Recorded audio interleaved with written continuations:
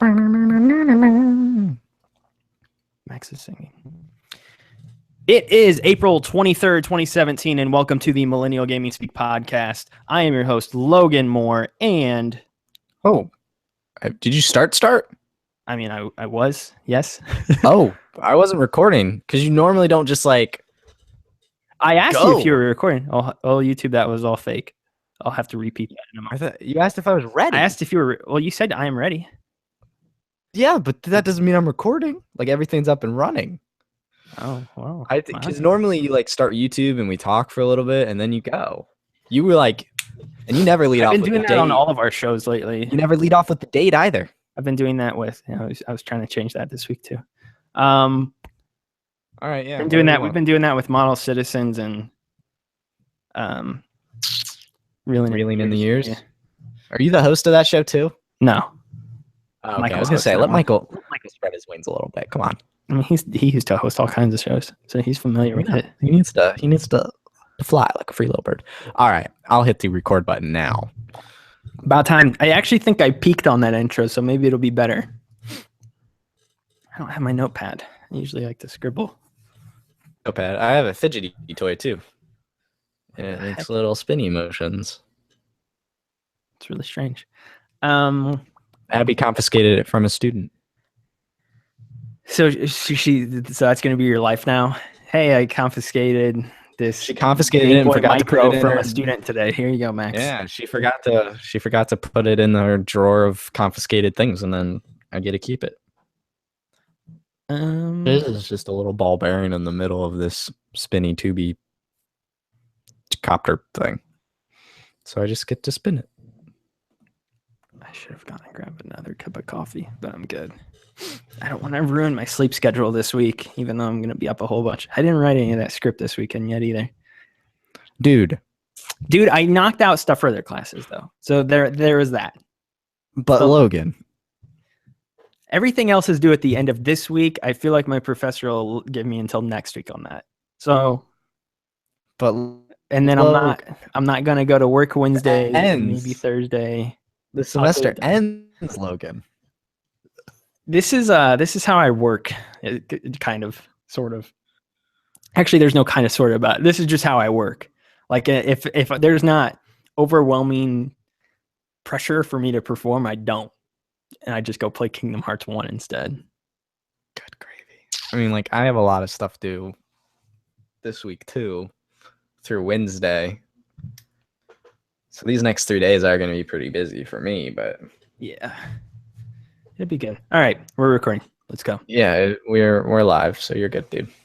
It is Sunday, April 23rd, 2017, and this is the Millennial Gaming Speak podcast. Thank you for joining us this week. I am your host, Logan Moore, and with me this week, as always, is the man who Santa never delivered presents to, Max Roberts.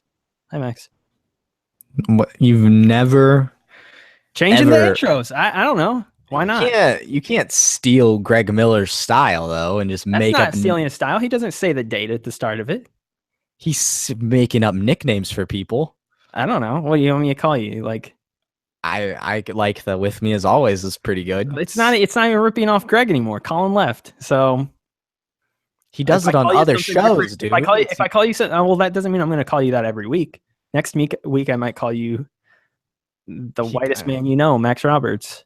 That is a fact. Because that's kind of a fact. Yeah. In the words of Weird Al, I'm whiter than sour cream. So, I don't know. Mixing up the intros. We've done some...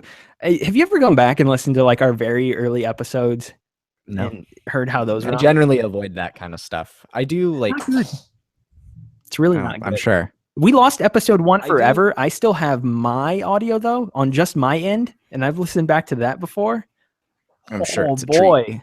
Not good. You know what I think we talked about on that first episode, though, was Kojima leaving Konami. I think that was episode 1. Really? We started with that big news right off the bat? Yeah. That's crazy. It was within the first 5 episodes, at least. Oh, I'm sure. Within the first 5. So, yeah. I went back and listened to a bunch of our... I not listened to, like, the whole thing, but I skimmed through some of our older shows this week. Instead of writing your script? I was at work, so I just had like my headphones in.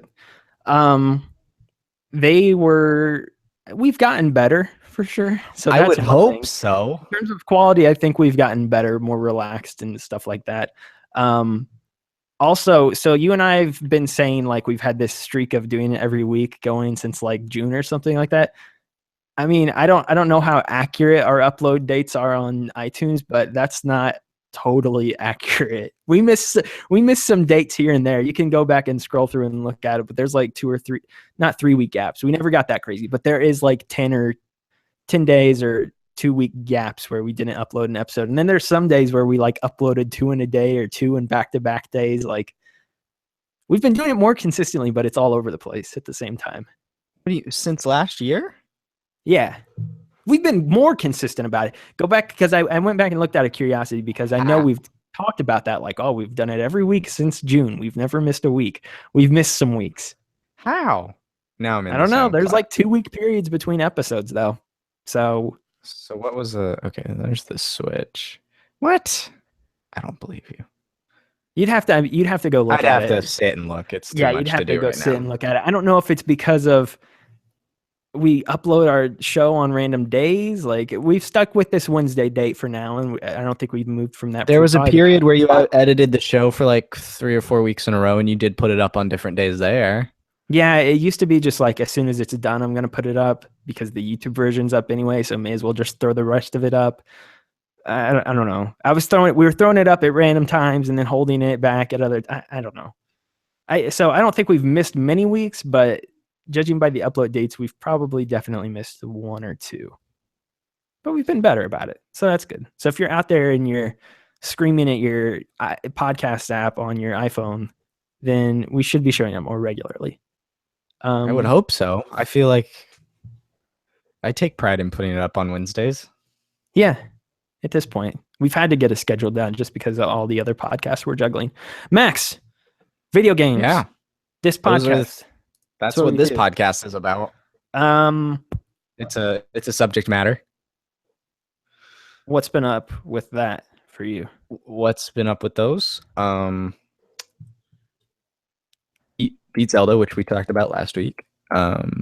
Eagerly anticipating Mario Kart 8 this upcoming weekend. I can't believe you're buying that on day one. I don't have a Wii U anymore. Yeah, I know, but it's like a 5-year-old game or something like that, isn't it? It's not that old, but it's not a 5-year-old game. It's the best kart racing game out there, and it got better. Added more sparks, better battle mode. My roommate's getting it. It's taking me back, man. And right here, right at the end of college, it couldn't be more perfect timing. I'm stoked for that one. That's going to be a good deal. But what I've actually been playing is a healthy dose of Persona 5. And doctor.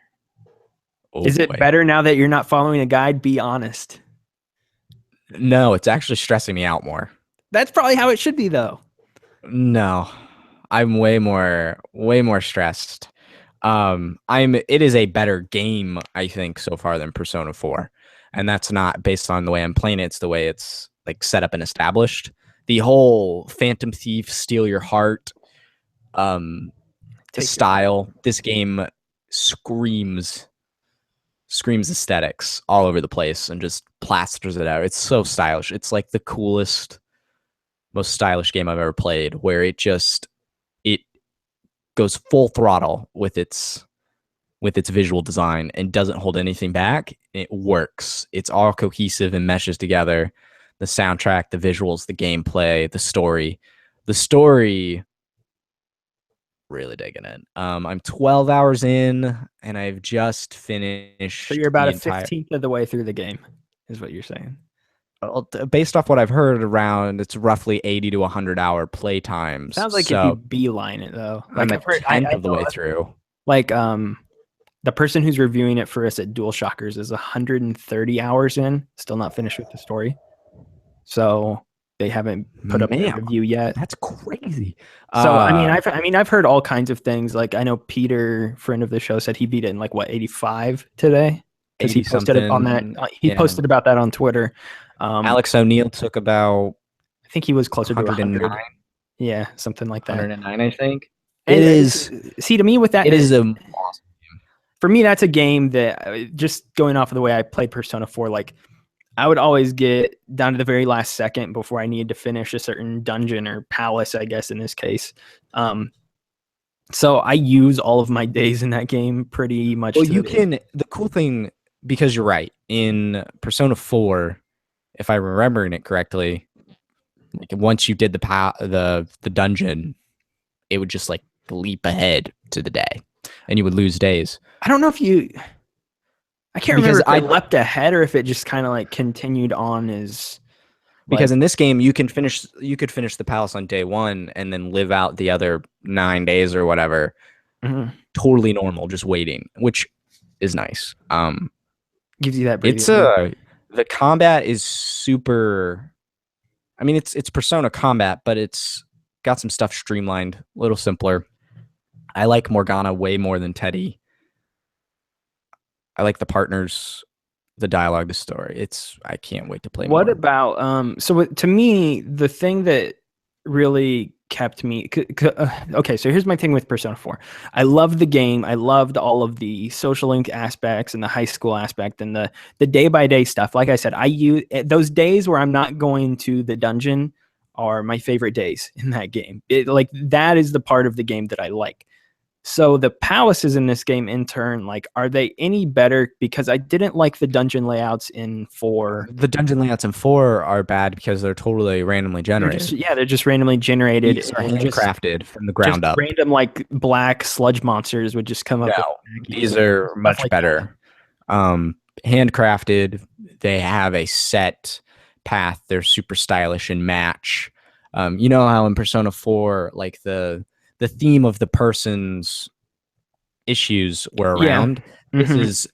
This is overflowing with whatever the person's issue is, and it's super cool. You feel like you're genuinely sneaking into a place and stealing something. It feels like a spy movie, like a big heist thief movie. So think of just with tons of Japanese amazing sexy style. It looks cool. I'm still not currently really in the mood to play it. On both ways, because I really do want to dive into it. Obviously, after school, like this would be a good game after school. But I'm waiting for Prey. Prey, I'm in the mood for. Like, I'm very much looking forward to that coming out. We talked about that last week. 2 weeks away. That is May 5th. May 5th. It's a Friday release. Same day as Guardians. So a week from this coming Friday. So where's that demo? That's this week then, right? That's this week. Yeah, so it'd be out this Thursday, I think. Yeah. Okay. So I'm very much looking forward to Prey. That is the game I've kind of got circled on my calendar. So I'm waiting for that, and that's why I've not wanted to start Persona yet. I've just not wanted to start Persona because, again, mainly because of the school thing. I've also got a couple of games in front of that I may want to beat. Mass Effect. Mass Effect's one. I don't know how much longer I'm gonna stick with that. I'm gonna give that a couple more hours once I finish up with classes this week. Because I do feel like I need to throw another 5 or 10 hours into that and see if it starts getting better. Because I mean, I love Mass Effect, and there's aspects of that game that I was enjoying that I did find myself thinking about this past week.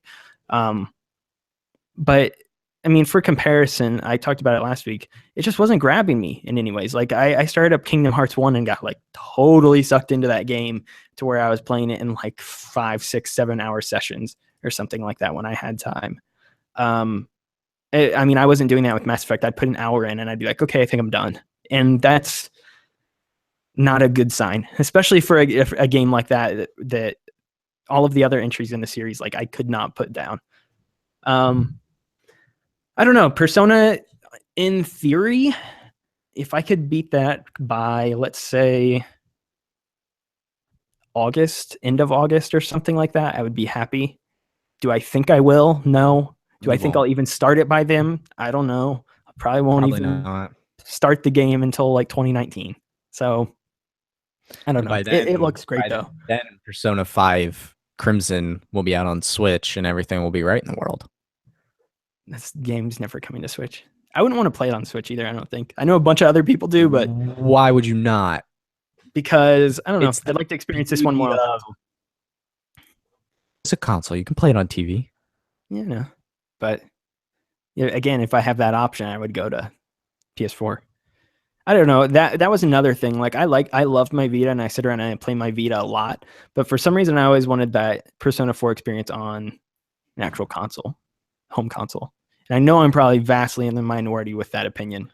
But that's the beauty of the Switch. It can be both for you.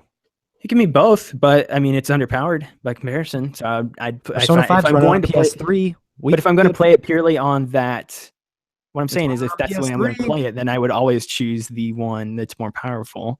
Plus, I like PS4 more, trophies and all that good stuff. Yeah, I mean, if there is a new version of Persona 5 wherever it goes, it's gonna have more better stuff. I mean, golden streamlined stuff, added new things. So whatever, it's gonna be the better version of the game, most likely. The one last thing I guess I want to say about Persona 5 and my thoughts On the game you haven't played. on potentially jumping into it. I'm seeing everybody have a great time with the game, but everyone who played Persona 4 is just comparing the two. Like, it seems like that's not all they're doing, but like everybody who has that point of reference with Persona 4, and that's where the series really clicked for them, they keep comparing the two. And I haven't seen anybody give their thoughts on Persona 5 without directly comparing it to Persona 4. And I'm almost glad that while I did put time into Persona 4, I only played about 15 or so hours.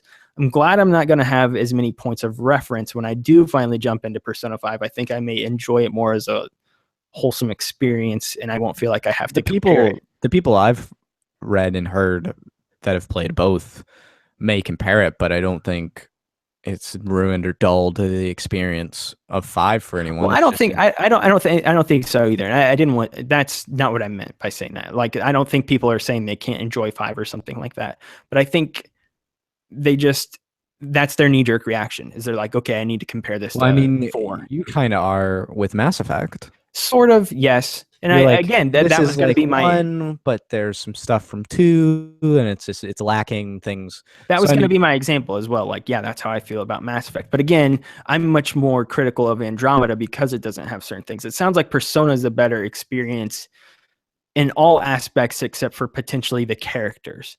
I've heard that's the one thing I've heard most people say they prefer Persona 4's characters. Maybe time again. So far, I'm really digging my confidence. Again, you got like what? You were about 15 to 20 hours in as well. Which is Persona 4 is like an 80-hour game. So I don't know. I was like a third. I don't think you were a third. Were you? That's what I've been told. Anyway, go away, PS4 remote play. You don't need to open up and give us an exact to the second estimate. I am, because my Vita's nearby, because I was doing remote play. You're so strange and specific. I want to find out now. Now we're loading up. Gosh, the thing that Persona 4 and 5 just have that is just so good? What's that? Their intros. Yeah. Their intros are so good. Hey, Brian, if Brian's still here, yeah, I'm going to talk about Kingdom Hearts. May as well actually do that. I played 22 hours and 1 minute, and that's my highest save file. 22 hours? I was 22. You and I weren't that far apart. You did one more dungeon than me. Si, senor. So I guess you were maybe about a third. I don't know. That's what I've been told, so I have a lot of games on my Vita. Kingdom Hearts. For reference, Brian, I've played Kingdom Hearts before, so this ain't my first rodeo. If Max ever gave you that impression in that, I don't think I've ever.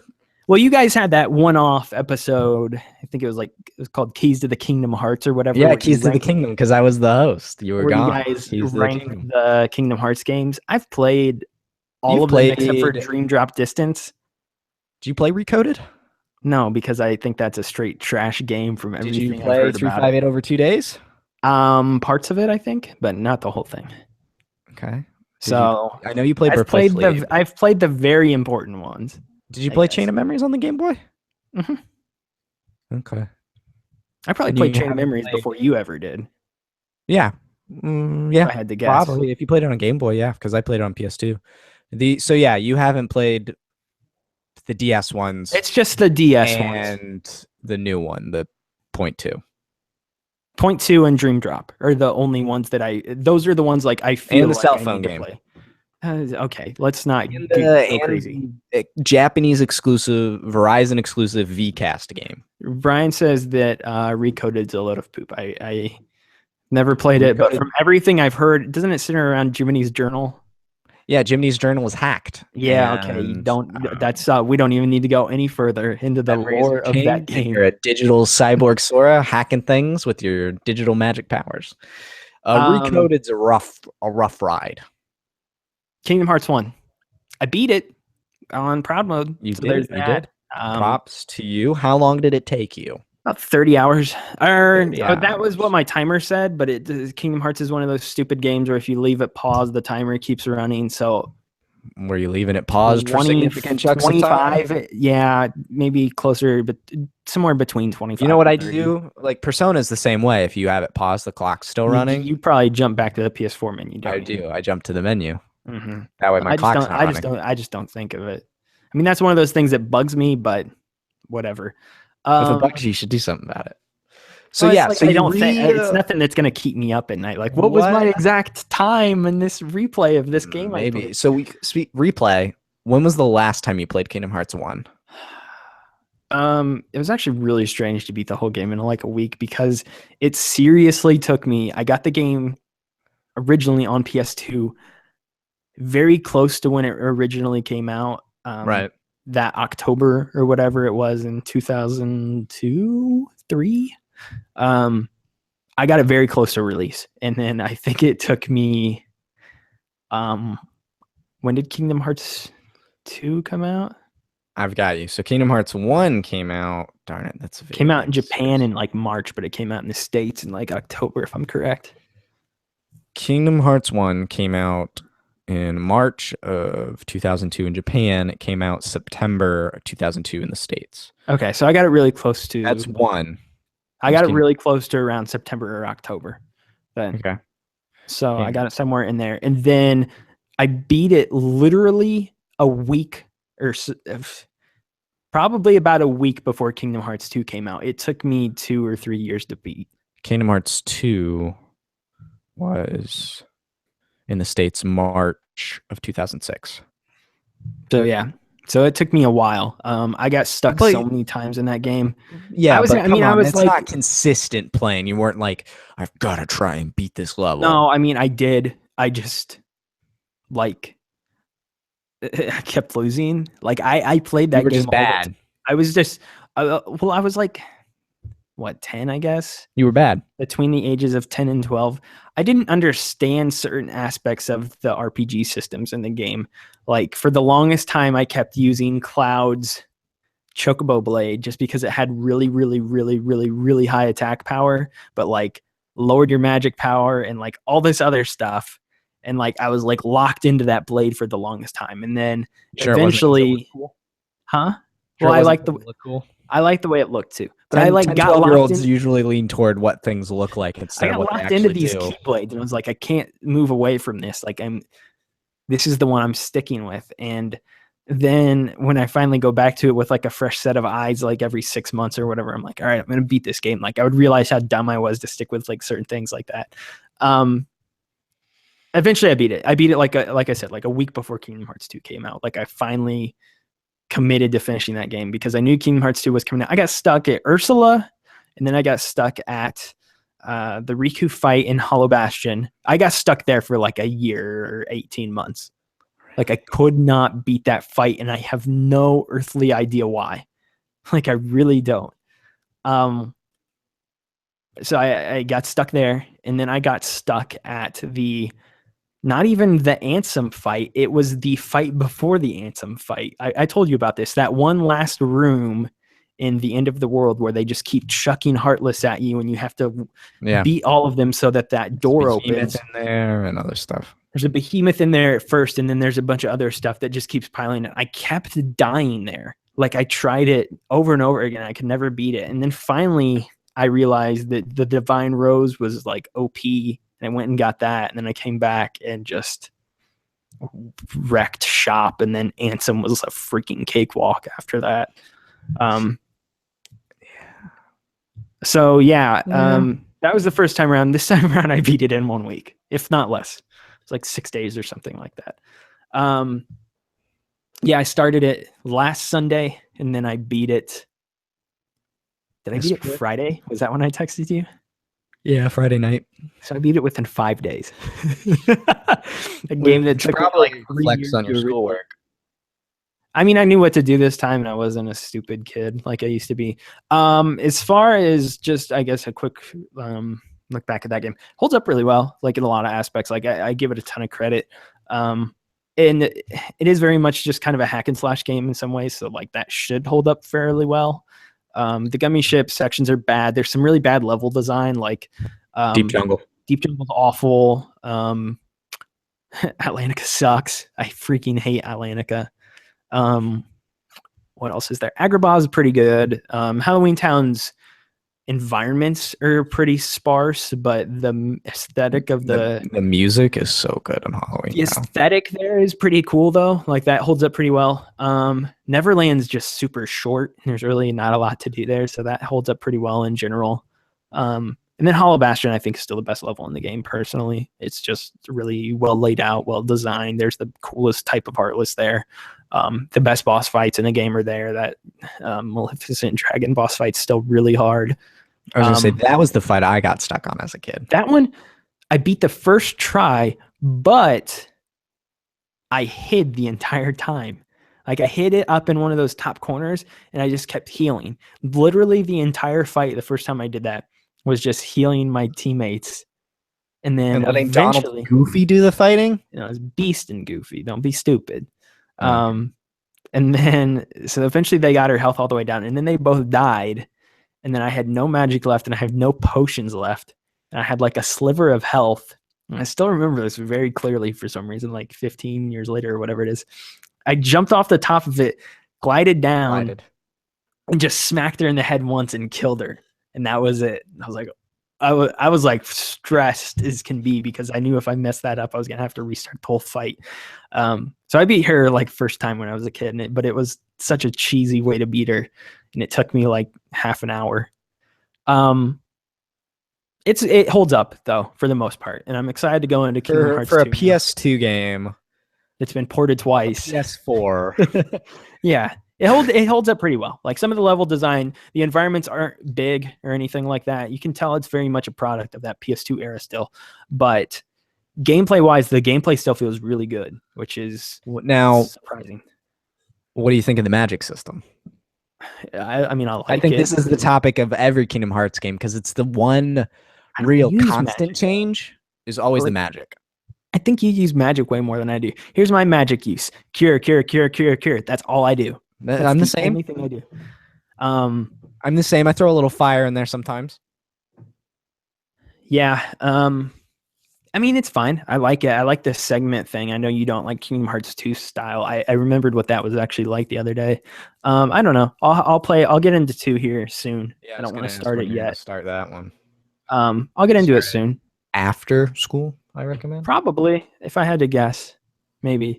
Plus, I'm also playing Sniper Ghost Warrior 3 right now, which I cannot talk about for review. But you can. I was gonna say, yeah. You can read that review soon-ish. I think it'll be a fun. I think it'll be a fun read. So look for it on DualShockers.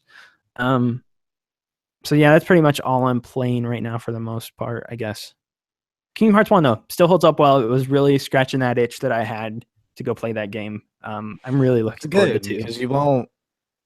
So was the last time you played it that year, like that first year it came out? You hadn't gone back since? I hadn't gone back since I beat it like that week before Kingdom Hearts 2 came out. Really? Have you gone back to any Kingdom Hearts game? I played 2 like 2 or 3 times when I was a kid. Okay.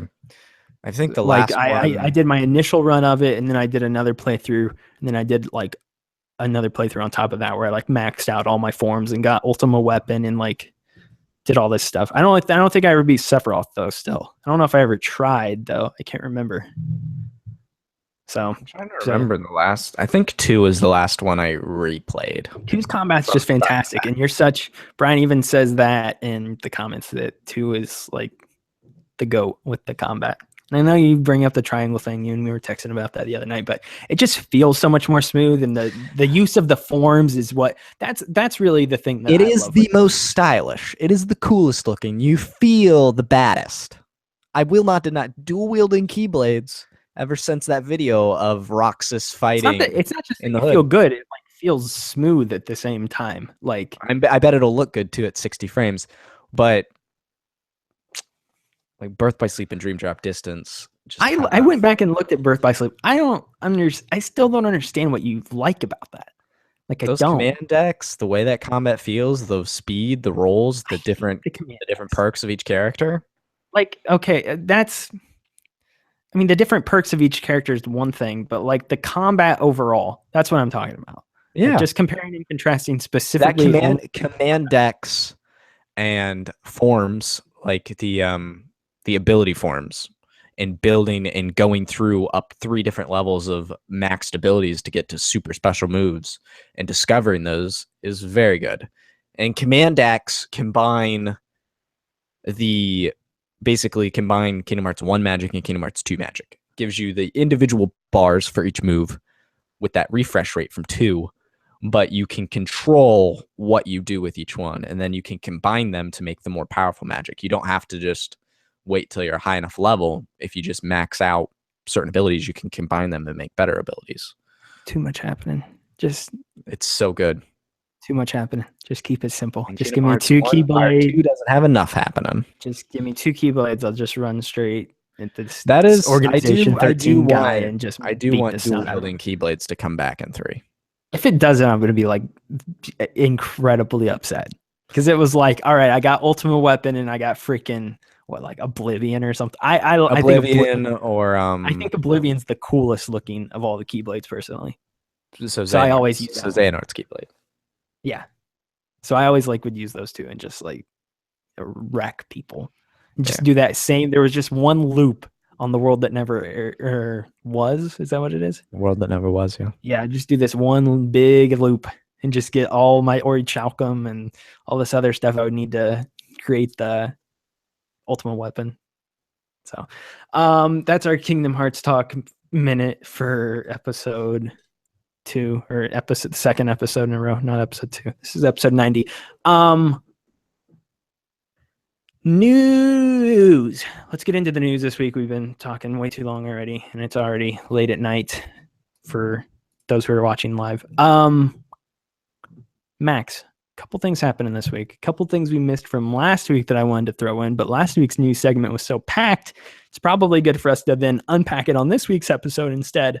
Let's start with the one that ended is just very basic.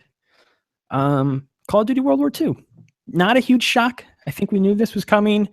There was the leak a few weeks ago that I mentioned on the show that I thought was just like there was no weight behind those leaks or rumors a couple weeks ago, and so I didn't even think it was worth talking about. What do you know? It was right, and I don't know why this dude with like 120 subscribers on YouTube ended up with the promo images for the game, but sure, it's 2017. I guess that's what happens. It's a real game. It's coming out this year. It's done by Sledgehammer. They are going back to old-timey wars. I mean, not old-timey, the old-timey war, World War II. This is good. Like, I'm very happy about this personally. I mean, I expressed my pleasure with Infinite Warfare this past year. I really enjoyed Infinite Warfare, so I'm looking forward to seeing how this turns out. Plus, Battlefield 1 really turned me on to those old wars once again, and I'm looking forward to seeing what they do with World War II in 2017, because it has been, believe it or not, 9 years since Call of Duty World at War on the Xbox 360 and PS3. So it's almost been, it's going on a decade since they've made an old World War II game, which is why the people who are saying that they don't want this because it's still too fresh, like, it's been a minute and we just don't think about it. It's been a minute for Call of Duty, but they're probably saying it's fresh because they're coming off Battlefield as well, which are 2 completely different shooters in their own regards. So I get it. wait to see gameplay. There's rumors floating around. I don't even think we need to see. I mean, it's going to be Call of Duty gameplay. Like, well, that's going to be interesting because Infinite Warfare and Black Ops 3 were so fast paced. I mean, it's all about speed in those games. which one was? Blops 3 I thought you said, and Infinite said Warfare? Battlefield 1 for a second. I was like, what? No, That's a very slow game. No, exactly. So I think it's going to be slowed down and way more technical, which is going to be interesting for Call of Duty coming off of all these very fast, heavy reflex-based games of the past 2 or 3 entries. It's also, screen grabs going around of a co-op mode, local and online, of like a narrative, which will be interesting. I haven't seen that in a while in a I shooter. feel like that was in Infinite Warfare, but I'm not certain with that. That was online only, though. Yeah, well, okay, so they'd have the couch portion of it co-op. this time. Yeah. Whoopity whoopity. So we'll see. We'll see how it all pans out. This is only Sledgehammer's second rodeo with the franchise, so I mean, technically, didn't Sledgehammer kind of splintered off from Infinity Ward at one point, correct? Like, I feel like guys from I think so. I feel like think guys you're right from about that. I think guys from that OG Infinity Ward group eventually split off and went to Sledgehammer, and some others went to Respawn and they made Titanfall, and then some others stayed behind. So it was this kind of fraction. It's amongst the it's three. this for the studio as a whole. So let's see. I mean, I don't know how you would Google that within 3 seconds, but I'm almost Called positive Wikipedia. that I'm correct about that. They worked at Visceral Games. Another EA studio. This is the studio known for co-developing Modern Warfare 3 with Infinity Ward. And then they went on to do Advanced Warfare. So they started by helping make Modern Warfare 3. That's what it was. It was like a handoff type thing, sort of, because I think that because the group that went on to make Titanfall, I'm pretty sure Modern Warfare 3 was their last game. Yeah, it was. So is it? I can't remember the guy's name who makes Titanfall and stuff like that. Is it Strauss Zelnick or is that somebody else? Strauss Zelnick is. But I know it. Darn it, now. Too many names. Now you're making me think. I don't want to Google again, but I do know that. It's fine. Back to the game itself, though. I'm excited for this. Like, I think the time is right for them to go back and do this. I think people are excited. Like, I am excited about a Call of Duty game this year. Like, I won't just. Are you going? Go ahead. Like you've got this. You've got Battlefront 2. Yeah. I mean, I don't know if I will buy this, but I will definitely like red box it within week 1 if I can. So you're excited for the campaign more than I mean, yeah, I don't do deep dives into Call of Duty multiplayer at this point in my life. All right. I'm too old for that. Because I'm trying to think of what other shooters are going to come out this year, multiplayer shooters besides Destiny, which I know you're not. I like really shooters a lot. I don't know. You're not like the hugest fan of them. Pretty specific. I mean, but you know how I feel. I mean, yeah. I mean, I'm pumped for Prey. BioShock's one of my favorite games ever. Doom was one of my favorite games last year. Like, I like just sinking my teeth into a shooter over the course of 48 hours, knocking it out, and then being done with it.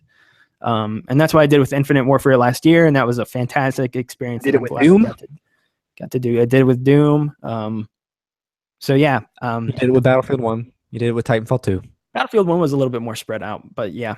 And then I actually did do a lot of multiplayer in Battlefield 1 as well. Because it was so. Yeah. Anyway, yeah, it's coming out. COD.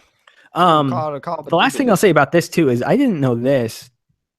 You know, they only ever made 4 World War II Call of Duties. They made, I'm pretty sure, 5 in modern times, and then 4 in the future. So I don't know. Are you sure they were all World War II? I'm pretty sure there wasn't there like a Vietnam one and some World War I in there. Black Ops, but that Black Ops is like. The original Black Ops is in this like weird middle ground where it's like kind of Black Ops is weird. I don't understand. They've never done World War I? Because that's when I jumped off. They never had a World War I game. No, the original Call of Duty was on like PC, and that was World War II, but that was like really OG. And then they had Call of Duty Finest Hour, and that was World War II. And then they had Call of Duty 2. They had 2 different Call of Duty 2s. They had Big Red 1, and that was on PS2 and Xbox, and then they had Call of Duty 2 just alone, and that was on 360. And then they went to Call of Duty 3, which was also World War II, and then 4 was obviously Modern Warfare. And then that's where everything changed. And since then, they've had 3 Modern Warfare games. They've had Black Ops, which was like kind of in like, I can't remember when that one took place. It was like kind of Vietnam and then like kind of like modern times at the same time. Like the story in that one was strange. And then Black Ops 2 and 3 ended up being the future. And then Infinite Warfare was the future. Obviously, Ghosts was kind of modern, I guess. And then Advanced Warfare was like, we'll say future with that one. Even though they had robot suits. Yeah. So there's been way more future ones at this point than I think I subconsciously realized. And there's actually fewer World War II ones when I look back. I forgot about World at War as well. So throw that in the mix too. Yeah, we'll see how it pans out. But I'm excited for it. I will definitely play it. So I guess that's a good sign for Activision. Moving on. You know what? While he's here and he's in the chat, I think he's still in the chat. Let's just get to this. Brian, a friend of the show, is making a video game, Max. And it is called Light of the Mountain. He's making a video game? He's been teasing it for a while.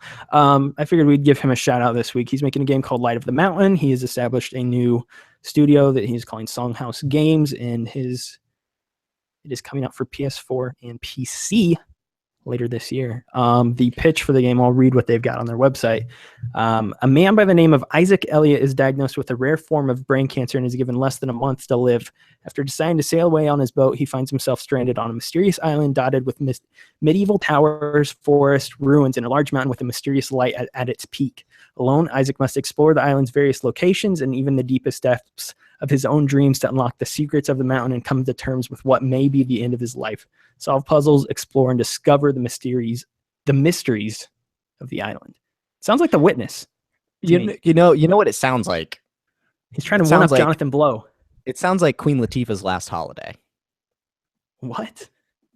Queen Latifah's film, The Last Holiday, is about her finding out that she has cancer and only has so much time to live. So she goes out and does things. I don't know why you're watching these movies instead of playing Resident Evil 7, Max, but... I watched that movie a long time ago. Brian has been working on this game for a very long time with one of his friends and coworkers. And I've heard rumblings about it for a very long time. I've heard music that he's made for the game. Very cool to see it actually coming. You can hear some of his music in that teaser trailer they released.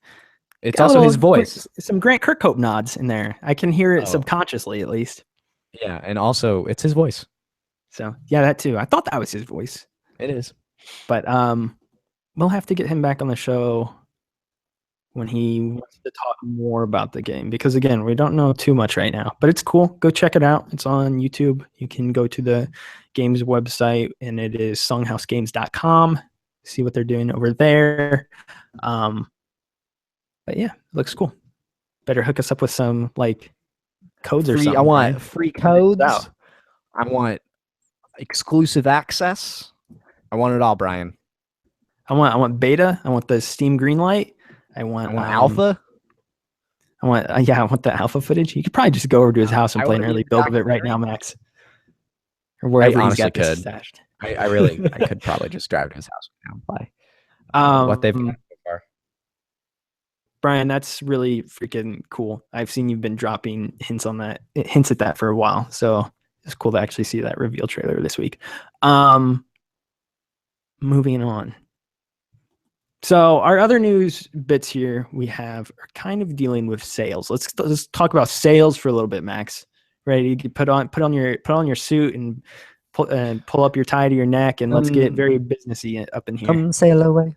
Come sail away. Come sail away with me. I don't understand what Styx has to do with the show right now. Sail. It's a play on words.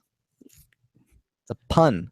Because we're going off to talk about sales. You're a very weird dude. So come sail away. I thought you would appreciate a music reference. We didn't touch on this last week, but the Nintendo Switch has become Nintendo's fastest selling video game system in the company's history. Hold on. All right, you get that one. They get the air horn for that. So good job on them, I guess. Than the Wii? Yeah, That's I the don't part. know. That's the part I struggle with. Like I've seen the numbers and I believe it, but I mean, but it's it's not just a weird. shock because the Wii they didn't put any out. Like they haven't put that many of these out either. But there's more of them out, and so of course they're gonna sell. There was Sale. See, they're sailing away. sale. Yeah. There was like no Wii's.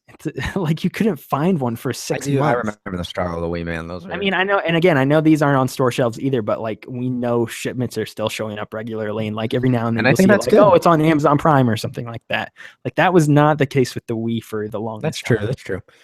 So this actually, yeah. So like I said, this came out last week, so we didn't really touch on it last week, but I felt like we could this week. I can read through their press release here. It's good to hear that it's selling so well. I almost said sailing so well. So they said the Nintendo Switch, and this is just in the United States. I'm fairly correct. I'm fairly correct. Yes. Put that on a correct. t-shirt. The Nintendo Switch system has sold more than 906,000 units in March, according to the NPD Group, which tracks video game sales in the United States. That makes the Nintendo Switch one of the fastest-selling video game systems of all time. Notably, this sales surge was accomplished in a non-traditional month for a console launch. So they got to throw that in there. Hey, everybody, look what we did in March. Congratulations, Nintendo. You're so great. They did good. Come on, give them credit where credit's due. I mean, they sold their initial supply. They did good. Like, fantastic. Here's the part that is crazy. Then the Legend of Zelda Breath of the Wild game sold over 1.3 million units. Hold on. That total includes more than 925,000 units sold for the Nintendo Switch and nearly 460,000 units for the Wii U. That means that Nintendo sold more of this game for the Nintendo Switch than it sold Nintendo Switch systems, for an attach rate of more than 100%. This may be attributed to some people who purchased both the limited edition of the game to collect a second version to play. So, I'm a part of the problem. You purchased two versions? Well, I have my Master Edition, thing. and then IGN bought me a digital edition of the game. Did you return the one or whatever? No, it came in the box. Or there was like or they reimbursed you or something like that, right? Oh, IGN. They bought me a digital copy of the game, so yes, they reimbursed me for it. Okay. Yeah, so it's digitally on my Switch, so I never go home without Zelda. So, by the way, yeah, digital. Just having digital. Well, games it's on just Switch funny nice. that we talked about it for a while there. Like, what do you think the attach rate of this game will be like? And I think I jokingly said like 100%. It's over. It's 100. over 100%. Which is awesome. crazy. They go on and say this was all enough to make Legend of Zelda Breath of the Wild the fastest selling Nintendo launch game of all time, as well as the fastest selling game ever in the Legend of Zelda series. Reggie Fils-Aimé jumps in with a quote. He says, Nintendo always strives to offer consumers something fun, new, and different. With its various play modes and the innovative features of the Joy-Con controllers, Nintendo Switch provides unique experiences that people can take with them anywhere and share with anyone. Yeah, all right, Reggie, whatever. Again, they did well. They sold their initial shipments. Again, I think what's good about the Switch and what's positive about this is that people were excited for the hardware. I think the hardware has panned out. Plus, anything with a Nintendo stamp on it is going to do pretty well. So they sold their. I mean, this isn't a shock. I don't think. Like, I don't know. Maybe it is because they did come off of the Wii U and they were kind of had one foot in the grave after that console. So they did well. Like, I commend them for what they did here with this console. So that's good for them. But that attach rate, though, is that the best? It's funny. I remember when it popped into my inbox the other day and I read it, I was laughing really, really hard. So that's pretty funny. But yeah, good on Nintendo, I guess. I need something else to play on it. I know you're getting Mario Kart. See, I'll probably get Mario Kart at some point, but I can't justify it now for sure. My roommate's getting an ARMS, so I'm gonna be able to play that, try that out, and then we'll see what they drop at E3. There's going to be some indie games, and then Splatoon's in July. And then obviously after E3, we should hopefully know what they've got coming out up through Mario. So we'll see. I'm still not sold that Mario's coming out this year personally, but I'd love to be proven wrong with that. I mean, it's just like I'm not sold on Red Dead coming out. So those are one. You know what the difference is though? What we saw of Red Dead was like environments and some voiceover. That's What we that's saw, Rockstar. That's Rockstar though. yeah, I know, but like just wilderness environments, not even towns or anything. With Mario, we saw worlds and gameplay. We've seen, I don't know, we could get into a whole, oh, we've seen X, so that means it's soon when it's really not. I mean, that I think we've seen Mario, comparable things, gameplay footage to Mario and a dozen other games that have ended up getting delayed drastically. So I don't know. And again, my thing with Mario is I don't know honestly, about delayed drastically. by Like Zelda, all we saw were 10-second teasers. we've seen a very, very, very good amount of the fractured butthole. Where is that game? Yeah, that is a very good question because that game is now just in limbo. The weird thing is, it was due out in December of last year, and I was like very. And now They showed a lot of it. Like we've seen a good amount of that game's you can gameplay. watch Let's Plays of like first level stuff. Yeah. So it's that one's a little bit strange. That's a There, good, but there's a good a good example for you, I guess, if you want. yeah, yeah, that was pretty quick. I don't even think about that game. I was actually thinking about it the other day, so it was kind of fresh in my head. The Mario thing's more. I mentioned that last week too. That's just a gut thing. Like in reality, it probably comes out this year, but I just have this strange. It's gonna come out this year and blow suspicion. pants off everything. It's gonna be awesome. I mean, is there any? You're the one. I mean, You're the is one anybody? that wants a true No, I was gonna say, 3D is Mario there game. is there anybody who's still wearing pants left in this year? Like, I feel like we've already had the blow your pants off game like 6 times over at the start of this year. Unreal. This year is unreal. I can't So I mean, handle it. if they're blowing anything else off, it's gonna be my underwear, and I'm just gonna be standing there naked playing my Switch, playing that game. Last piece of news that I wanted to get into this week comes from gamesindustry.biz, where they do a deeper dive, or they don't do a deep dive, but they mainly let us know that the headline is digital sales now represent 74% of the US game market. The games industry added 11.7 billion to the US GDP in 2016, according to the ESA's new Essential Facts report. So essentially, with this, digital games are making up a much larger portion of profits for these companies at this point, which is good.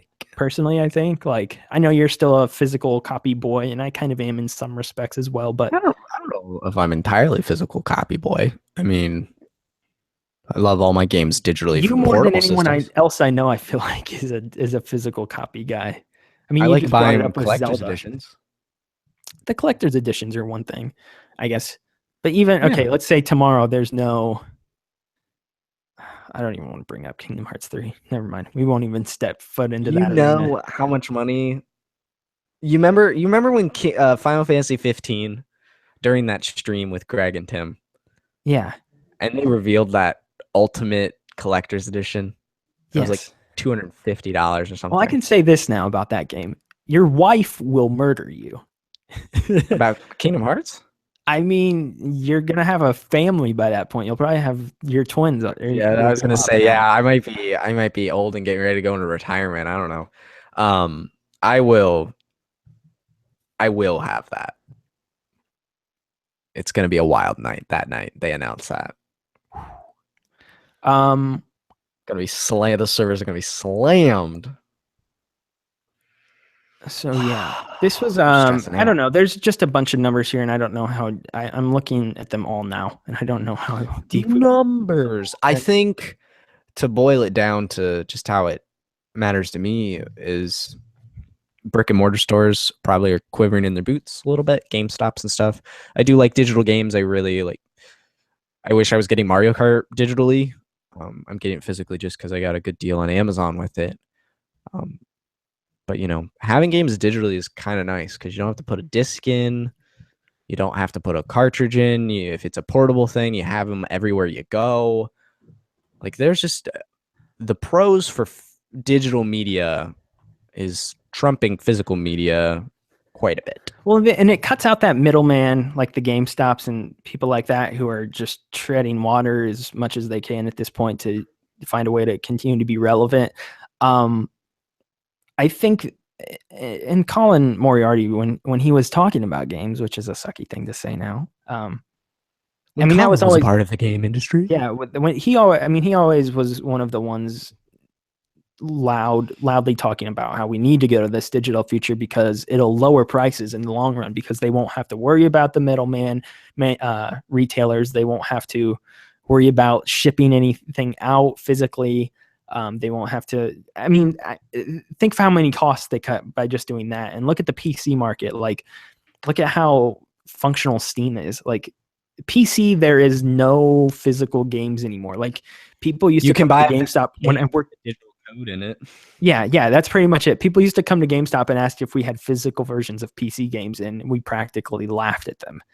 Like, and not in like a douchey way to make myself sound like a jerk there or anything like that, but like, You are. it's just not a thing anymore in the PC space. But that's been good because look how many deals they have on Steam, and look how much lower prices are as a whole over on Steam. Like, I think it's a good thing for the industry to be going digital.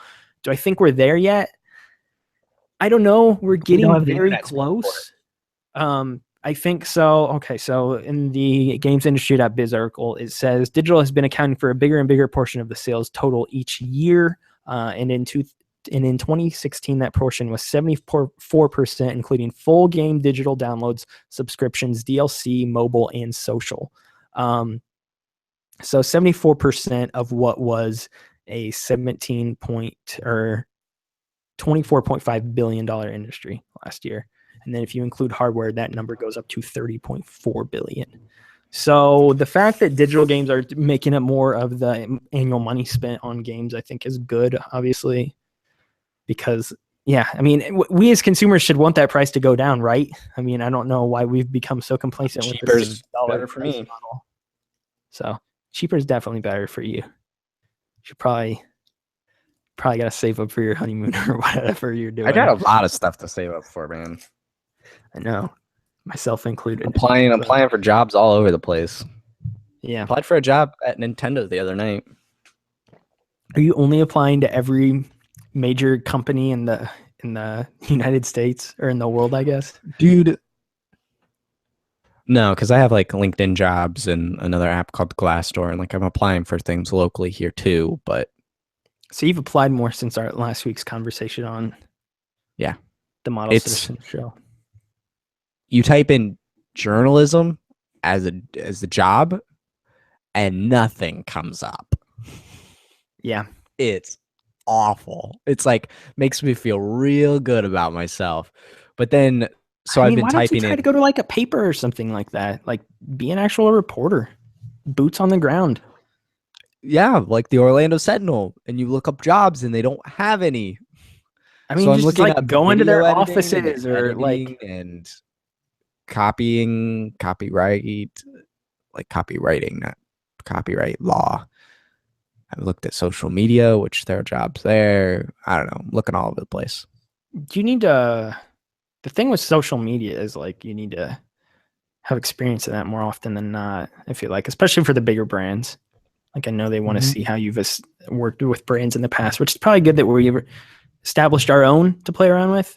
So, but yeah. Anyway, that's news for the week. You can take your suit and tie off if you're playing along at home. We will be back in a couple moments with our topics. And I don't know what Max wants to talk about, but I don't remember what I want to talk about either. So it'll be a journey for all of us. Come back in just a few moments and we will get into our topics. You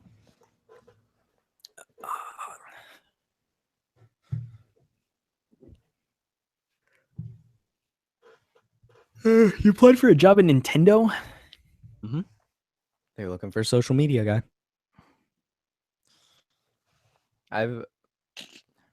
What do you put on those resumes? On my resume, I have my freelance work at IGN. I have this. I have a job. What do you put that's related to social media? I have Twitter. I has Twitter account. I put this show primarily. I also put in the IGN thing, doing, the SEO content generating content for IGN that's based off search results and things, so trending topics. You do that there? Mm-hmm. Like stuff I did, everything I did on Zelda was specifically SEO stuff, like dragons and Hesu and well, that's just crafting. you like writing. Those about are Google that. Analytics though, Yeah, I and mean, responding to it and creating the content for it. Do you get told to do that stuff though, or are you like, hey, that so and so is charting, I'm gonna make a page about it? No, they tell me. That's what I was curious about. My resume doesn't have to say that though. Well, we just spoke about it live on the internet for the world to hear. They're gonna have to dig into episode 90 to find it. It's fine. They were only looking for like 1 to 3 years of experience, and so I figured with that and this show, and I put PS Insider on there. I have a job I've done here with the bounce houses, which is just customer service type deal. But I don't even know if I'd put stuff like that on my resume at this point. Like, I'm just trying to think of the stuff. It's on there. It's on there because Brian is one of my references. I mean, I would probably put my one job I work, my engineering job, just because I've worked there like 5 years at this point. So yeah, it's good. But yeah, I mean, I applied at Nintendo. The most headway I've gotten is that job at Microsoft. I got an email back. The Microsoft Store? Yeah. I got an email back to fill out a questionnaire, which I did, and they said that someone would look at everything within 7 to 10 days. So hopefully that means look at it in 7 to 10 days and get back to me in 7 to 10 days. Now you're at the mercy of or HR people. Yeah, I've been at the mercy of HR people. Have fun with that. Yeah, so I've applied a couple different places. I've looked at video positions and all sorts of stuff. I'm going to apply for that video position at IGN here soon. How do you feel about your video editing capabilities? Capabilities, I guess, yeah. Because I was surprised to hear you say that earlier today. I that you were feel thinking of pretty applying for darn that. good about it. I've been doing serious video editing. I've been editing videos since I was 13 years old. I've done professional video editing since my senior year of high school. So I feel pretty confident in it. I just didn't know. Well, because you and I were talking the other day about how we're like in awe of some video editors sometimes. Well, I don't know. You look at Roger and you just feel like trash. You look at Mikey Newman and you're like, how do you do this? Yeah. And I actually, like, the other day, Mikey was streaming editing, and I like stopped playing Persona to watch it because I was like, how do you do this? And it looks pretty good. And he uses Final Cut, which makes me feel good about myself. Because I see the pros of both, but I've grown up in Final Cut. I mean, I feel like Final Cut's dead, like professionally at least. Like every job I see that is like anything professional video editing wise is always Adobe Premiere, always. Which is crazy, but most of the YouTubers I follow use Final Cut. Like, it's weird. Like, I know how to use both, and I get the pros and cons of both, but we'll just become a YouTuber. Hey. Dude, I did some crazy, like, Casey Neistat style stuff today for the shoot. It was awesome. You're bringing up so many people. I have no idea who they are. You don't know who Casey Neistat is? No. That's okay, because I just found out who he is, too. You've probably seen him. Have you seen that Samsung commercial where it's like, do what you can't is the tagline? No. You maybe if you've seen it. That's like his slogan he came up Remember, with. you watch more TV than I do. Way more TV than I do. I watch like sports. That's about it. But commercials come on during a sports game. Yeah, true. But and I feel like with the new Samsung phone, you may have seen a commercial. Maybe. I don't know. Well, yeah, he's really cool. He's like a YouTuber, vlogger guy. Lives in New York. Does really cool, fun stuff. So I did like his kind of work today, which is putting cameras in funky places and doing funky stuff.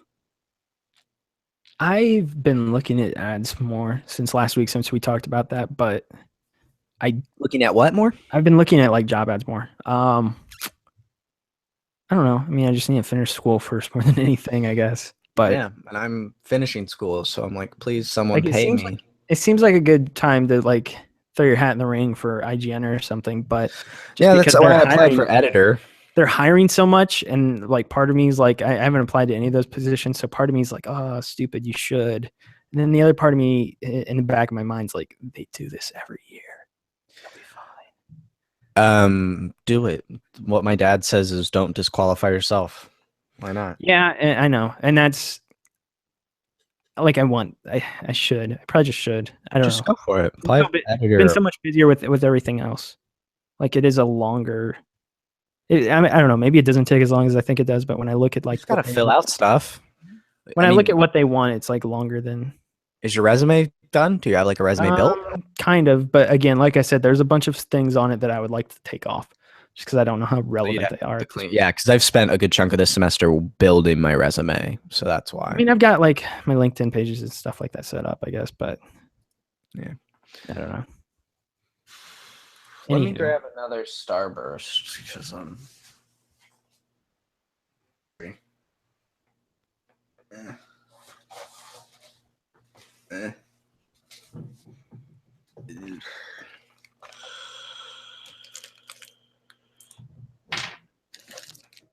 Starbursts are so good.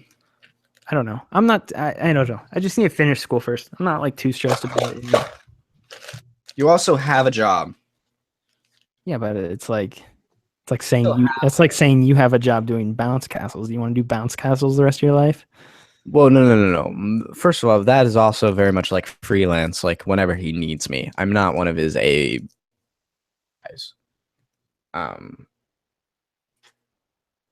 Second of all, you have a job like you go to every week. Like you have a consistent paycheck. I don't. Yeah, but I hate it.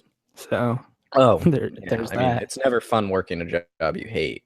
I mean, I have my But own again, cubicle and I can just throw headphones in and listen to I've never worked in podcasts. a cubicle. It's not as great as you'd think. No, it sounds pretty bad. It's I don't know. It's actually not that bad because, like I said, I can just kind of like hide in there, away from everyone else. So I don't know. It's okay. Let's finish this stupid show. Let's get it all done with. Let me eat this Starburst. I figured you'd put it in your mouth while we go. I forgot. Yeah, I don't know. I might apply to those IGN positions. Go for it. Be my competition. I think half the internet's already your competition. A lot of people in my competition. Do you message them at all O'Neal. when those ads go up? I don't know if you want to talk about that now, but like when you see those go up, like do you message any of the guys you work with or who are like, I guess your de facto bosses there? Talk to one girl who works there. Like that she like gives you assignments and stuff like that? Yeah, I worked with her on Zelda. The reason mostly I talked to her was because she lives here in Florida. Well, you told me about that. I'm saying like, do you ever like hit up like Sam Claiborne? Be like, hey, I'm applying for this. I've been working with you guys for X amount of time. I don't know, like stuff like that. I don't hit up Sam Claiborne like that. Rarely have I just like hit up Sam Claiborne out of the blue. I think the last time I did that was pre-Zelda. Well, just any of those guys. I've been thinking about talking to John again lately, but no, I haven't. Like for this round of applications, no, I haven't reached out. Besides the person I work with on the guide of Zelda. So I reach out to one person. But anyway, I ate my Starburst. I'll probably eat another one during the show, but I'll mute my mic because Starbursts are delicious and I'm hungry. Cool, we're starting. I'm going to edit this, by the way, right after. Welcome back to the show, ladies and gentlemen. So, topics for the week. I want to talk about PSVR. And Max, what do you want to talk about? Didn't look at the doc? I didn't look at the doc. Did you put it in there? I did. I put it in there just for you. Well, let's just start with you. It'd be a surprise for us all. I wanted to talk about PC games. Okay. Specifically, PC games you would wish would come to console because PC gaming's garbage. Because I've been thinking like there's games out on PC that I really want to play. And the reason I don't play them is because A, I don't have a PC that can run any of them. And B, More like you don't have a PC, period, full stop. You can play You- games on Mac. Like Mac is they have becoming to, it's a separate thing though. It's a separate platform. It is, but I see most games like there are Mac versions, at least the Yeah. ones that I'm interested in. But yeah, so I don't have a PC that can run any of that. You also can't, I'm pretty sure, can you hook a 360 controller up to your Mac and play like that? You can now. You can. Yes, you you can. could before. You could hook a 360 up before. I've hooked up Xbox One controllers work, PS4, Switch Pro controller, like all that stuff works. Okay, that's interesting. I didn't know that. But the mouse and keyboard is a pretty big proponent. The last game I played on my computer was Gone Home. That was one of the last I played as well. As far as, let me see what else I've played though. Hearthstone, I used to play a ton of. I played that on my phone. So I never played it on PC. It's way better on Mac. You should get it for that if you want to keep playing it. Run it. I used to play Papers, Please pretty often, and then Team Fortress 2. I was waiting for Papers, Please on Vita. That was a game I wanted on console. It's fun. I mean, it's cheap. You just grab it on Mac. I don't know how well it would work on Vita. Like I guess it would, but or Switch. Yeah, it's probably not happening at this point. First one off the top of my head that I've been waiting for forever to come to console, and it still hasn't, but I want it to. Undertale. Yep, you and me both. Before, I just don't think it's happening. Probably, if I had to take a guess, but I wish it would come over. Think it might. I think it would. If it comes anywhere first, I do think it would be a Nintendo platform. Well, we're getting like 2 years away from its release. It's coming up quickly, I think. I don't know. Gone Home took a year or two to come to consoles. Yeah, but at least if I felt like those discussions were happening quickly. Like I don't feel like I've looked into it. And I don't think I've ever even heard inklings of like Undertale potentially coming to console. So maybe not. Undertale's a big one for me. Another one, well, at least that I found interesting, is my roommate has like a huge gaming rig. He's been playing that. What is it? Players Unknown's Battlegrounds. It's a big game right now. All over Steam, early access, $30, huge open world. You run around, you shoot stuff. It's like State of Decay or that other zombie game, but without zombies. So I'm not that I want to play that game, but that's kind of what sparked this. Is it where it's like 100 people all fighting for themselves or whatever, and last man standing wins? Like that? I don't think it's last man standing because he plays with teammates. Well, I think there's different versions of it. Maybe, yeah, it's huge right now. Like people are talking about it all over the place. There's like gas that slowly like sinks in or whatever to certain areas of the map. Is that what you're talking about? Yeah, like rings come in. Yeah. It's cool. I watch him play it sometimes, and that's a big one. Not necessarily that I want there, but that kind of is what sparked this idea. So Undertale is a game I want. Another one was, what was the name of it? It was like Environmental Station Alpha. I'm going to go with that. Environmental Station Alpha. It was recommended to me during an interview, my latest interview of Behind the Pixel, because it's very much like a Metroid game apparently, and I watched the trailer for it and it looks real dope. Another game I wish would make the jump to consoles, because I would play so much more of it, like if I just had a better running version of it, because on iOS it doesn't run the best and my computer can't run it apparently, according to Blizzard. It's Blizzard, right? Blizzard does Hearthstone? Yes. That's what I thought. So if it was on like PS4, Xbox, your computer Switch, can't run Hearthstone?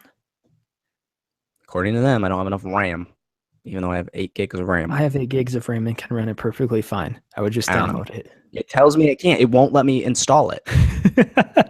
What? It won't let me. It won't. I've tried, believe me.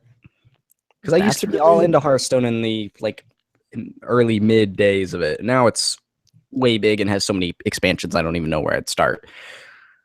Another one is a game called Run Gun Jump Gun. I think would be perfect on Vita. It's on iOS, which is where I found it, and it's on PC. And would be so good on the console. And I want it there so bad. Do you have anything? I mean, I think I'll keep it pretty simple. Nothing. Keep your PC games away from my consoles. Oh, wow, Savage Logan over here. I don't Going a know. Like I'm little scrolling hard through with the Steam game. as we talk right now, and obviously, like doing a quick scroll through Steam isn't necessarily gonna help me find everything I've ever wanted. I don't know. There's some that I can't think of off the top of my head for sure that I know of. But for the most part, like no, like I really never have those inklings. Undertale is really the big one that I continue to think of that I'm like knowing I would like to play. Besides that, there's not a whole lot. And the games that like are PC exclusive, like in my mind, really would only work on PC in the first place. Like something like Rust, for instance. Like I used to think Rust looked really cool, and like you could get that running on an Xbox or a PS4. It would probably be pretty simple, but I don't think it would be the same. And I've seen my friends play Rust on their PCs and it looks fun, but that seems like a PC experience in my head, or at least that's how I have that one marked up. Besides that, I know you don't play a bunch of iOS games, but are there iOS games maybe you want to see on console? Well, one that I'll mention, which is VR exclusive to PC. I want Super Hot to come to PSVR already. Like I heard that's like That would be probably the hot. best VR game, and I've been waiting and waiting, and I think it's Oculus developed potentially, so it probably won't be coming to PlayStation if I had to take a guess, just because competition or whatever. Let me actually see what did develop it. I just pulled up the page here. Super Hot Team is the developer. I don't know who they're owned by or whatever. I know there's like some issues with like why it potentially couldn't come to PSVR. Like they may have had like a deal struck with one of the other headsets to like. I mean, like ensure that it's VR was exclusive to PSVR until this month or next month. So yeah. I'm sure Super Hot eventually could come over. It's not Super like Hot's been out a while though. Super Hot's been out over a year at this point. So, but not on VR. Super Hot VR is recent. I don't think it's recent. It's been a minute. Like, and the reason I remember that is because I'm pretty sure it was like a very strange way to remember this. I think it was like Alana Pierce's like one of her first reviews when she got to IGN. She got to IGN like early 2016. So Super Hot is coming to VR later this year as Oculus Rift exclusive Polygon May 31st, 2016. So it came out late 2016. I don't think it came out late 2016. Really don't. But it wasn't late, like not like last fall, at least. It hasn't been a year. It hasn't been a year, sure, but it's been close-ish. It can't be closest because if it was announced to be coming in 2016, in the end of May, we're not at the. I'm looking on their website. Anyway, back to the point. I'd like to have that game on PlayStation VR. That'd be a game that I would get my PlayStation VR out and purchase and play. Trying to think if there's any other VR experiences specifically like on Oculus or Vive, since those are kind of PC exclusive, that I would like to have. I don't know. Again, for the most part, like there's nothing I ever see consistently on PC that I wish was on console. There's a couple here and there, but obviously they're not too high up in my head to where I remember them, so I don't think they're that big of a deal. But yeah, I'm just a basic console boy, I guess. I mean, you and me are both pretty basic when it comes to consoles, but there are some games I'd like. I can't find a concrete date, but it came out later 2016, and then it got its big update VR Forever in March of this year. I knew that, yeah. So I mean, it's still in that exclusivity window. It's not as old as you think, at least in VR. I think it's pretty old. The game is old, but the VR is not as old as you think it is. I really think the VR is pretty old. And by like old, obviously we're talking like I think it's getting close-ish to a year. Like I feel like it came out during the summer of last year, but I'm not sure. Anyway, yeah, VR, Super Hot and Undertale. Those are really like the only two I can think of.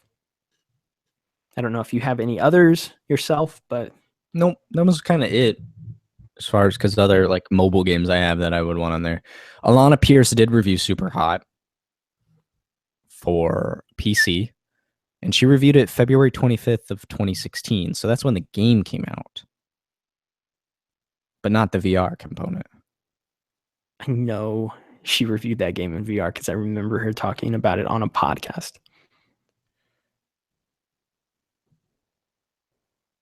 She says in her review that the entire experience also feels very skewed towards the upcoming VR headsets, as opposed to the 2D screens it's playable on right now. But she has not played it in VR as of the Turned review. into a weird discussion. Is there anything else you want from PC? Ooh, I found it. No, now I have to find this. I mean, it's really bad radio, so I'd prefer we just move on. I really want. No, there's no other game that I can think of. I feel like you're looking for it too. Well, I have at this point. VR, December 5th, 2016. End of the year. I feel like that hasn't even been out on VR for 4 months. It must have been like I must have heard people play like full sessions of it at events or something like that. Because I know people like talked at length about it over a year ago, or close to a year ago at this point. You're crazy. I mean, I know when I listened to those podcasts, and I know when they talked about it, and it was early 2016, and I know they were talking about playing the game in VR. So I don't know who I was listening to. Concept because the game came out a year ago. No, like I know people said they like played Super Hot for like 6 hours in VR at one point, and it was almost a year ago. Like I'm not crazy. Like even if it didn't come out to the public, that's fine. But media members get special privileges and things like that. So okay. Okay, Max. I'm sure it's a huge deal that it came out in December. Anyway, moving on. Proof. I win. Your topic. You wanted to talk about VR actually, right? Sure. PSVR. Why are they not like marketing or pushing any of the games that come out for this? I don't know. Farpoint comes out in a couple weeks. There's like no push for that whatsoever. Starblood Arena just came out last week. There's nothing that was talked about with that game at all. Maybe like a blog post here or there on the PlayStation blog. But like I feel like they're just kicking all these games out and they're not saying anything about them at all. There's a steady drop of VR games that are coming, but they're just getting no push by PlayStation in any regards whatsoever. Makes me concerned. I mean, we continue to talk about this. Like we're both happy with our headsets, but it's reached the point where it's just sitting in the corner of my room at this point, and I am not getting any use out of it. Yeah, I mean, it's just been sitting over there for like 2 months, and I feel no reason to pick it up at this point. You haven't played Rhombus of Ruin, a game I know you were excited about. Yeah, but I know it's like 90 minutes and it's $20. So I haven't really wanted to do that. Yeah, I've actually been kind of waiting to see if it goes on sale at some point. Because I will. Like, that's a game that is there that I know I will play at some point, but when, I don't know. So yeah, I don't know. Like I'm getting concerned with this whole thing. I feel like they need to double down on it at E3 in some capacity. What that looks like, I don't know. But and then combining this with the fact that we know it sold way better than they anticipated, judging by that article that came out a few months ago, where they aimed to sell 1 million by April or mid-April, and they had already sold like 900,000. I think this was like 6 to 7 weeks ago. So it's selling better than they imagined. I don't understand why they're then not pushing some of these games even more. And again, like I know they've got like a 55 million user install base and only potentially 1/55 of that has the headset. So it makes sense not to put a ton of marketing dollars behind it. But when you've got a $400 peripheral on the market and you're really like I'm super quiet about it, it's odd to me. Well, I'm curious what games they have saved up for it, because if you think about it, they put out some games and then they canceled, or not canceled. They closed the studio that made rigs, which was a big VR push. Like it's just gone, and that's a performance thing. So we have to see where those games are coming in. We know Gran Turismo Sport is supposed to come out this year, which will be a big fall VR push for them. Hopefully. Will it? That's a niche game on top of an already niche product. Whoa, whole Gran Turismo sells units. It does, but it was like one of the biggest Okay. best-selling games on PS3. True, but at the same time, like name a person who's played those games. Kevin Coella. Name a person personally. My roommate has like driving sim, like pedals and steering wheel. I mean, that's I don't know. Like, I just feel like it's a very. I think there are a lot of people that play it, and I think there are a lot of people that would be. I can play this in VR. That sounds pretty cool. And people who I have talked to about purchasing VR and why they purchased it and so on and so on. I've never heard a single person bring that up. Like, I totally forgot it was even. I totally forgot it was even coming to VR though until you just mentioned it. So it's not about it's coming out. You and I have talked and theorized about the upcoming slate of VR games for months. We're going to find out at E3 what they're putting behind it. And I think right now is they only have these few games that are coming out. They've been talking about on social media, at least, about this Farpoint game. They celebrated it going cold. They're getting ready for that game to come out with their new shooting thing. It all sounds really cool. And I think E3 is when we're going to find out if they really have any cards up their sleeves in regards to this, Also, are they really going to push? What was the other game that just came out? The space one where you shoot Starblood Arena. Do they want? I don't know anything about this game, but is it good? I don't know. So maybe they don't. They're not it was putting their marketing money behind it. They have one of the ones they highlighted at PSX. Like that's why I felt, and I feel like. And they threw it up there for a little bit. But it's like published by them. I'm fairly certain, and okay. Like as far as quality goes, it seems like one of the more quality games that is coming, because that's the thing. I said we have like a trickle of VR games that are coming out, but when you look at the store most weeks, it seems like most of them are like, you can tell they're crummy. Starblood seemed like it had a bit of polish behind it. We'll see. Really, E3, and I think that's when we can see if they're going to put money behind it.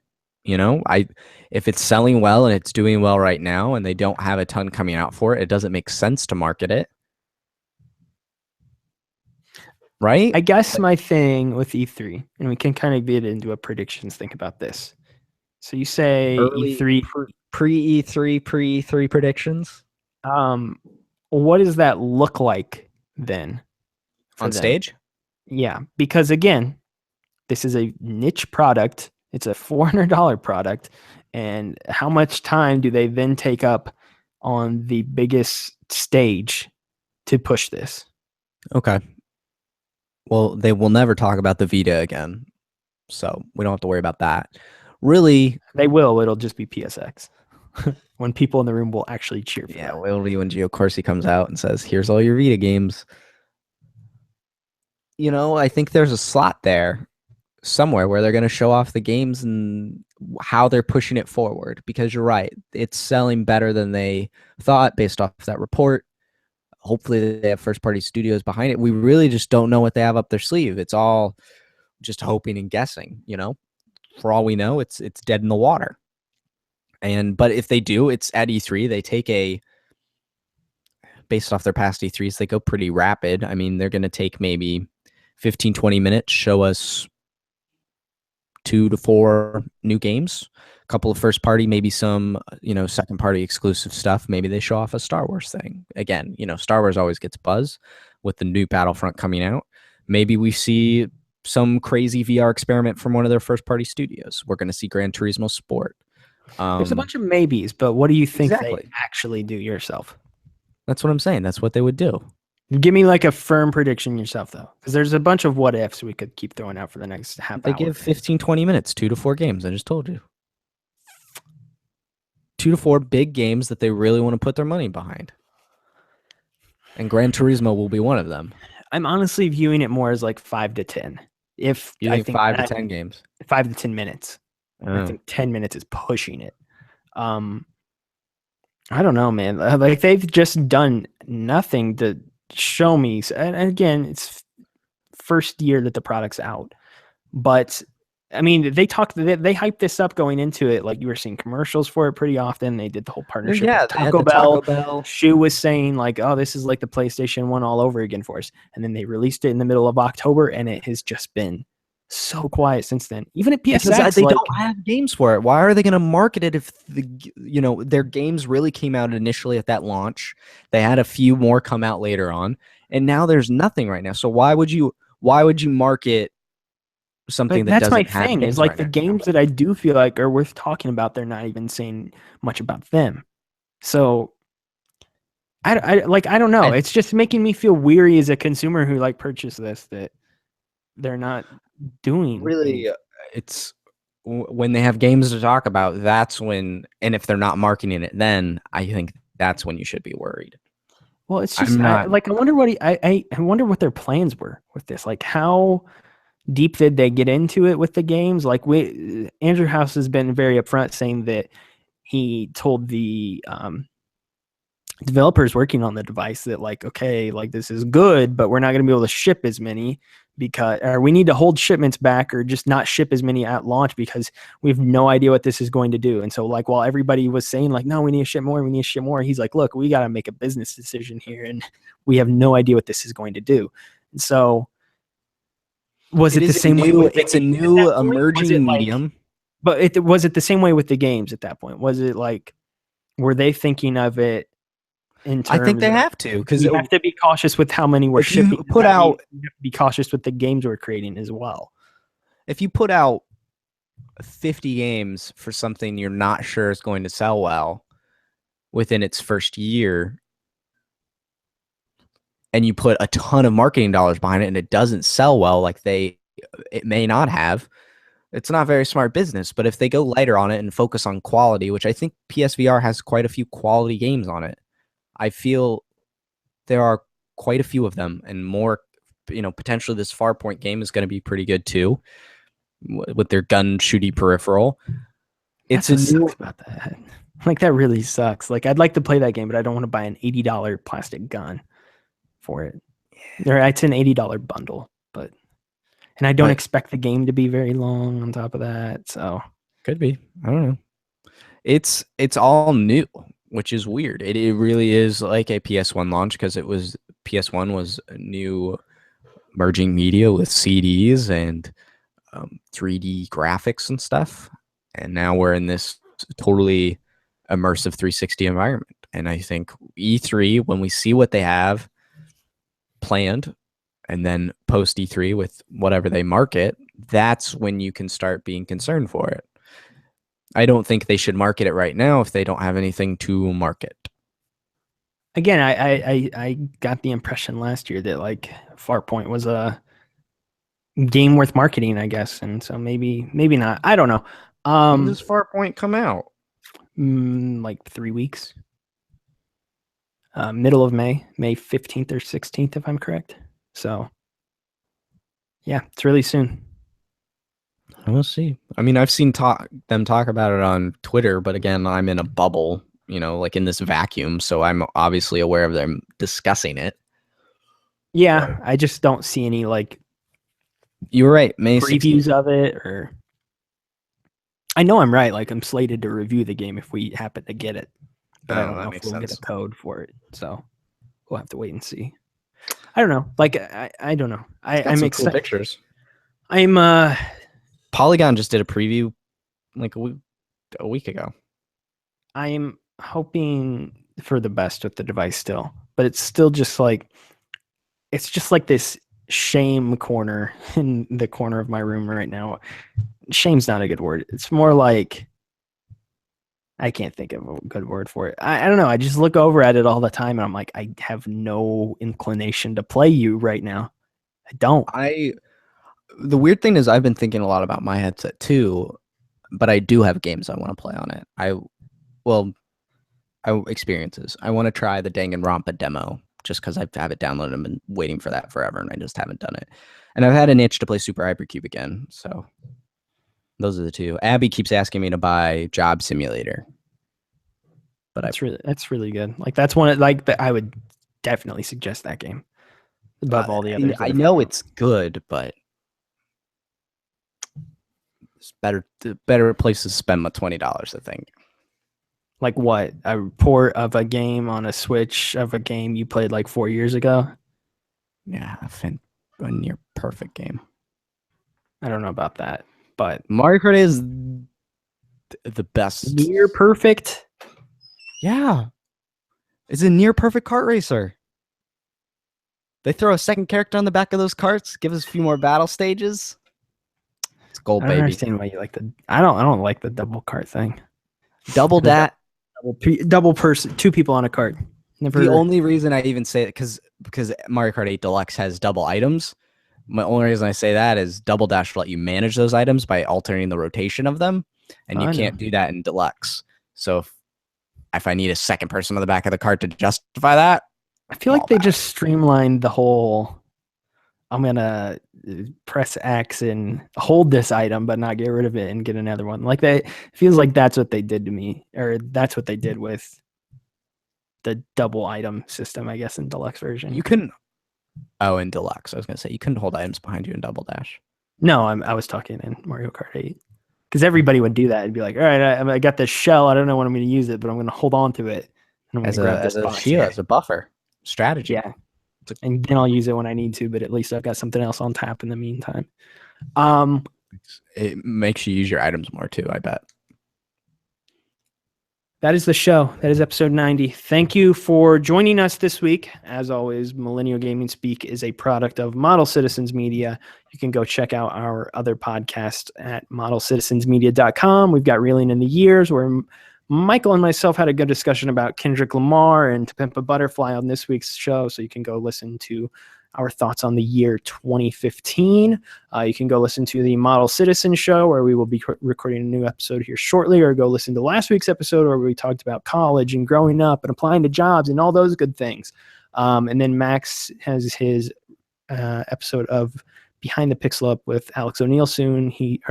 With Alex O'Neill up still, he should have a new episode up next week, first week of May. So be on the lookout for that. We'll remind you about that next week as well. This show you can find on Twitter at MGS Podcast. You can find Model Citizens on Twitter as well at Model Pod. So follow us in both of those locations. You can follow Max on Twitter. He is at Max the White. You can follow myself on Twitter. I am at Moreman12. You can email us with any questions, comments, or concerns that you have at mgspodcast@gmail.com. We would love to hear what you think about PlayStation VR and its future, and what PC games do you want to see come over to the consoles. Be sure to let us know. And then lastly, you can find the show on Stitcher, iTunes, Google Play, and SoundCloud. That's the other one. SoundCloud. If you could leave us a review in all of those locations, 5 stars would be amazing. It helps us get the show in more people's ears, which is always a good thing. So reviews help, comments help, all that stuff. Tweet the show. Share it. Share it. Watch us on YouTube, where we're at right now. Come watch us live as we record typically on Sundays, and we'll interact with you like we did with Brian this episode. Hi, Brian. I don't know if he's still here.